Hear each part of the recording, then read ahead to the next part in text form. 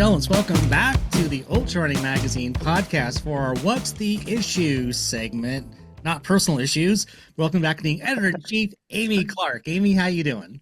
Hi, Scotty. How are you? I'm good. Doing great. Happy holidays. We are less than 10 days away from the big fat man coming down the chimney. Ooh, boy. Crazy. Yeah, it's crazy. It's hard to believe it's already here. I can't believe it.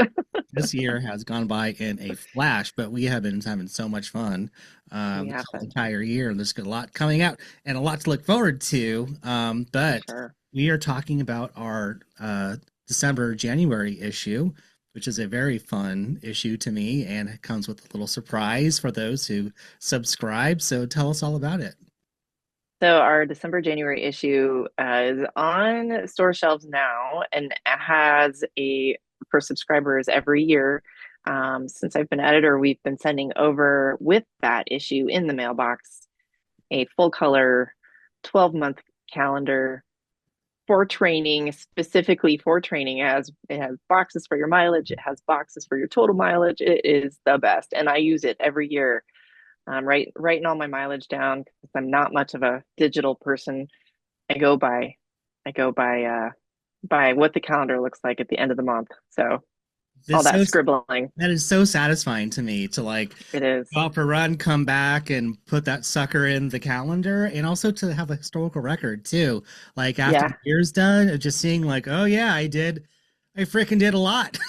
There are those early exactly. mornings, long ass runs and events and everything else, and keep you on track. So, uh, Exactly. yeah, I always like seeing who's on my birthday month. So Yeah, I yeah, know. I was really stoked to see that. It's Tyler Green from Oregon, um, pounding it out. But what month is your birthday? January Oh well, coming up, first month of the year. no, Courtney D. Look at that. Ugh, Courtney D. my God. Um, Big shout out to all of our advertisers who commit to this calendar. It is a sponsored calendar, so they submit photos to us for each month, and that's how it all comes together. So we appreciate them and look forward to everybody taking it and going through it and using it month by month. Yeah, It's the best. Yeah. yeah, and it also has races in here too, doesn't it? Does it? Yeah, there are some races that do sponsor some of the months. So it's a mix of kind of who you see in the magazine, but just in the calendar. So great. So Oh, gosh, yeah, I love it's it. awesome. Okay, I want to get too distracted looking at this, but let's continue. Oh, there's no hands bridge. Okay, I gotta put this away. Okay. So what else we got in this So fabulous, fantastic issue? The predecessor to our UROY Ultra Runners of the Year, which will be coming out next yes. year. I can't wait. Yeah, voting is going on right now for you, Roy, and that'll be in the February March issue. So it's coming in hot. Yeah, for sure. Awesome. Um, January, December, January is it's probably one of my favorite issues of the year just because it is the end of the year. This year it is old school themed, and we brought back some old school covers. We brought back some old school photos to put in some of the columns. It's also our favorite things, which is our gift guide of the year. And it really is one spectacular issue this year. And I'm not just saying that because I put it together, but I absolutely love the content that came in this for this issue. It's so good. It was just like walking down memory lane for me, going through it. Yeah. Like, oh, there's Jeff Rose. And like, if you know who he is, damn it, go Google it. Know who your people are, right? Know your Yes. history. Right. Which makes why our past issues are so cool that you can get online if you're a subscriber, right? To Yes. go and pull those down and see what was going on back in those days, those trailblazers, even the OGs way before that, just Yeah, crushing it totally. out there. Yeah. No, I was actually just talking to Louis Escobar, who put the first cover. So the first color cover was published in 2007, and Louis actually took the photo on that cover of Scott Jurek. I knew the year and I knew the guy, but I didn't know what month it was. But he took that photo, and it was so the story of it was amazing. So yeah, it was at Hard Rock. So yeah, So yeah, did you can go back and look at that in the archive if you're a subscriber. oh, cool. I will. I'll go look at that. So Yeah, was yeah. this the conversation you had with Lewis, or were you on his I will be Road on Dog his podcast? podcast. Yeah. Yes, Coming up, coming up. Yeah, yeah. That's so So cool. Oh, if you haven't heard his podcast, it's a Road Dog podcast. it's awesome. Yeah, Yeah, guy's so good. He's my yeah. He's my like spirit. multi-talented. He is my Race director, mother mother. photographer. Multi-talented, such a genuinely fantastic human being. Yes. Puts on fabulous race events that I cannot wait to get to later, but more to come. Yeah. Let's dive Yes. back into this issue, which is just fabulous. Let's talk about the Okay. cover, which is always amazing. What's going on there? Amazing. So Rachel Entrekin, who is an amazing superstar, and I'm sure she's up for UROY this year. She's won a ton of races this year, including Cocodona 250. This she also won the Crazy Mountain 100 in Montana, which is the cover. And Howie Stern took that shot, and it's pretty darn. It caps off her year so well. Even though the race is in July, it was just yeah, it was a great cover. So Jeez Louise. I mean, she just looks so fresh and confident and just like calm. I'd be yeah, losing my mind if I was like dropped there having to run through that. My goodness, what a beautiful shot. Gorgeous. yeah. So this race is in Montana. It's kind of central, south central Montana, just north of Livingston. And it legit is like full of legends. So you've got Nikki Kimball, who lives in Bozeman, which is nearby, helping out with the race. Darcy PQ, she was also running in the race this year. So the report is actually written by the race director, Nikki and Darcy, and it's awesome. Yeah, you're gonna want to run it. I think it's actually sold out already. It just opened up and it's just No already kidding. sold out. Really? Yep, yep, Wowzers. Wowzers. crazy, right? Elevation Yeah, gain loss is 23,000 feet, ladies and gentlemen. It's over in Lennett, Montana. Beautiful, Be Still My Beating Heart, Montana. Oof. yeah, Oof. Okay, yeah. let's keep So going. lucky to Getting feature this distracted one, again. and God, these photos are so good. What am I still doing Howie. here? Let's just go run in Montana right now. Let's I go. don't Let's care. just freaking go. Let's just go do it. Um, so we also have I'm going to go back to the races in a second, but we also have our gift guide, which is chock full of goodies. I can't say enough about all the fun stuff in our gift guide this year. So check it out. We've got food, we've got gadgets, we've got gear, we've got apparel, we've got fun finds under $50, everything you could ever want. So I got to get that. I got to get that. I got to get that. I got to, ooh, I must have that. I got to get that. Oh, man. Jeez you're in Louise. trouble, Scotty.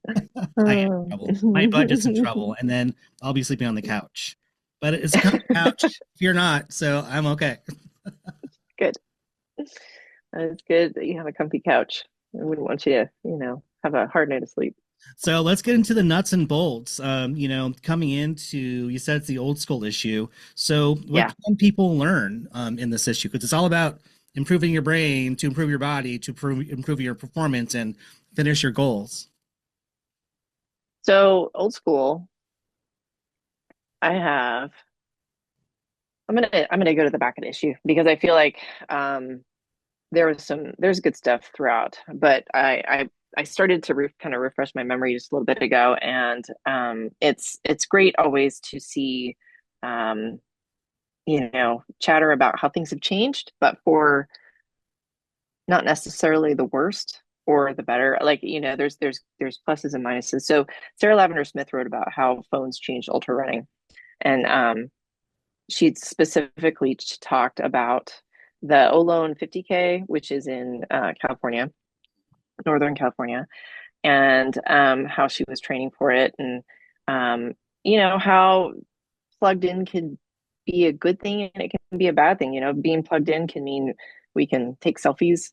Um, Leaving your phone behind can mean you can connect with people on the trail. I mean, there's so many different aspects of of having technology advance over the past few years, but she kind of reflects back to when she was running without a phone, and then to like today when she can enjoy the phone but also escape her phone whenever she wants. So the funny thing about this column is that we found, because I don't think it was me, found a cover of that race that was taken by a runner in the race who captured it on his phone in 2009. And so that cover was actually taken with a phone, which is, I think, just the most ironic thing in the world. So, The yeah, that was kind of funny. evolution of, I know. it's just part of the game now, you know? Yeah, Yeah. Uh, that's a really interesting way to look at this, and especially in an old school issue, but kind of looking at it through yeah, the eyes of the old school mentality, but right. also like ushering kind of the new age. So, Yeah, yeah.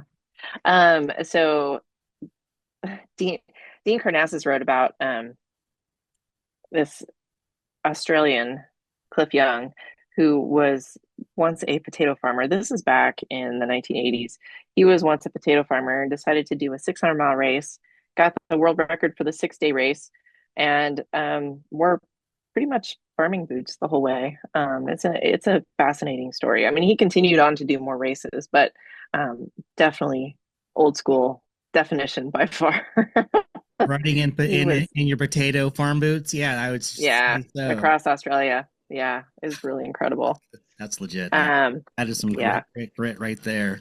I wonder if he ate potatoes the entire time. Yeah, it's possible. um, Jared Beasley wrote a cool article about and it's just a unique story, but it's a personal story he wrote about visiting a track in New York where he used to live, and it is just a very heartwarming story about the individuals that he met at this track when he would visit every so often, and the people that were there. So it's more about community and the people that he was kind of encountering at this track. And it kind of reminds you of, getting out there, and the community can be anybody that you're surrounding yourself with, but that's what running does, is it brings people together. And so it's a very cool little column that he put together for this issue. There's Um, a quote here. It says about this abandoned place. It drew certain people. There's something about abandoned places, thoroughly lived in and haunted. They call to some of us with familiarity. He's such a great writer. yeah, he is Really cool. incredible. Yep. And then I'm going to go to Jeff Kozak's column because it addresses not old school, but somewhat the drama surrounding today's ultra running scene, and how, some of us get really excited about the things that we're doing. And he doesn't use specific names, but talks about some stuff that went on recently with Wikipedia and certain personalities. And he really did a great job, and I encourage everyone to go read that.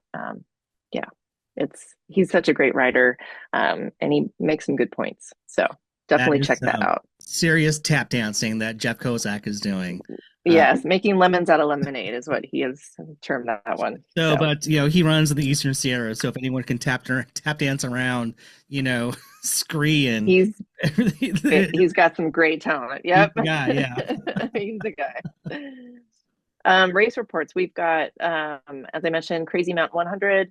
We've got Hawk 100 in Lawrence, Kansas, which is awesome. It's an awesome report about a couple that ran it together. Um, we've got you. Okay, I'm going to say this, and I'm apologizing in advance. Better you You than me. worry. Uh huh. Okay, you worry. You hurry. You hurry. I don't know. It's in Troy, North Carolina. So really cool 100-miler, really great community over there.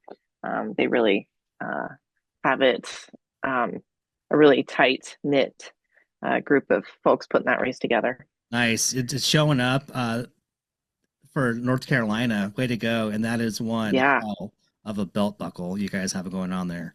That is yeah, so cool. right. Jealous. And That's an then interesting photo we got in there too. I can't tell if that's a gorilla or a the Bigfoot Sasquatch. or a Sasquatch. Okay, that's what it is. It's a Sasquatch who's climbing Sasquatch Peak, I believe. Um, yeah, Sasquatch Summit is the name of that. I Pretty could cool. have beers with that person. We get along just fine. And then the final race of the Grand Slam series is Wasatch, and we have that featured as well. It's such a fun, like, it really is definition of old school race. Wasatch is definitely the cap of that whole series at the end of the summer. It's in September, and that is in um, Kaysville. It looks like Kaysville, Utah. That's where it ends. It's point to point. So yeah, Oof, oof, where it man. starts, where it ends. Yeah, Almost 27,000 feet of elevation gain. Oh my gosh. it's a Man. doozy. Yeah, props to all those who get their 3 out of the 4 100 milers in during the summer, and then cap it off with that one at the very end to get their Eagle trophy. I mean, I just Respect. hats off.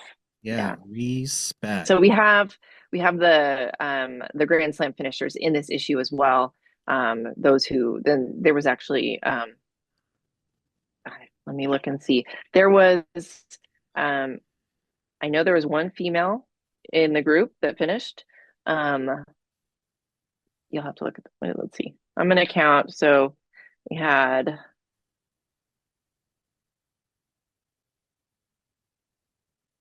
14 finishers, Wow, one female. Yeah. amazing. You know what? Next year, I promise, I want to interview someone that has finished the Grand Slam and do an episode about how the Grand Slam. Um, I think that would be great. Yeah, I think that's such a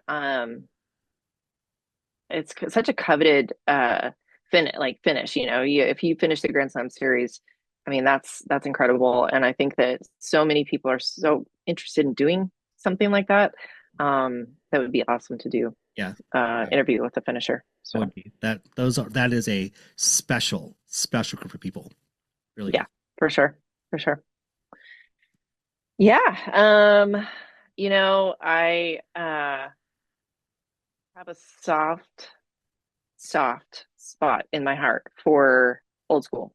And it's because I kind of started running ultras at an old school ultra. And I just absolutely love it. It just keeps that community vibe, and the low key aid stations and the low key finish line. And it's just, if you have any desire at all to go old school, go and I say put one on your calendar for next year and go do it, because Totally. it's there's a lot of them out there too. There is. In fact, Yes. we should be announcing our old school list of old school races coming soon. So keep an eye out for that as well. Oh, I can't wait for that. We have 10 more this year to add to the list. So yeah. Really? Fantastic. Yep, we do. That is so great. That's so great. Yeah, I'm looking at all these folks highlighted in here and just remembering like you, we came up at the same time back in that time period. And I'm like, yeah, I interviewed them and them and them and them. Max King, who's now a contributor, Rory Bozio, who's in here, um, Jen Jeff Shelton, Rose, Jen Jeff Rose, Jen Shelton. Shelton.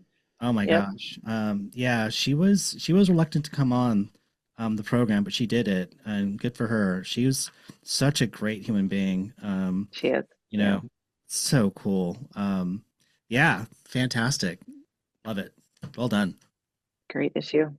Yeah. Well, as this season comes to a close, it's hard to believe it's the end of 2024. But I just want to thank you for bringing the love and the joy and all the happiness, because I feel like that how we need to go into 2025. So thank you for being so wonderful and being so joyful, so happy and bringing it, because that's you, Scotty. So I appreciate you. Thank you. And I thank you so much for all your support to do this crazy podcast. And I hope things get a little crazier next year, to be honest with you, and try some different things to have a lot of fun. Yeah, And most of all, to help people kind of get through their runs and, help them reach their goals and meet new yeah, people.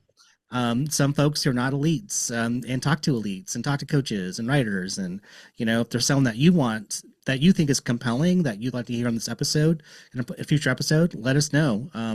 Hit me up at heyscotty@ultrarunning.com. I would love to hear from you. And if they're a good fit, we would love to make it happen. But, really depend on you guys sometimes to maybe bring us some names and some notable experiences that may otherwise have gone unnoticed. And it's good to get people that recognition, especially when it's due. Definitely. Good point there. Yeah, and I want to encourage people to do that because the elites are amazing and we all are inspired, I think, by what they can do. But there's so many people who have so many stories out there, and we recognize that. So you need to come to us and let us know about those amazing stories as well. Fantastic. Well, like I said at the beginning of this episode, that we have you, Roy, is just around the corner. Voting's happening right now, and I have some guesses on who's going to be on the top of that list. I want to keep that close to the vest, but I can't wait to see it. It's always such a great rundown of just not only just for all the top performances and different distances, and it's just so cool to have that. Yeah, definitely. It's an exciting time of the year. I mean, it's a good way to kick off the year for sure. So, Yeah. yeah, All right. recognize all those great people. So, Stoke yeah, meters rising over here. It's just yay. rising. Well, to you and the rest of the UltraRunning Magazine crew, happy holidays to all of you. Hope it's safe and joyful. And I hope to see your happy asses on the trail. Yeah, back at you, Scotty. Thanks so much for all you do. You got it anytime. All right. See you next year. All right, bye.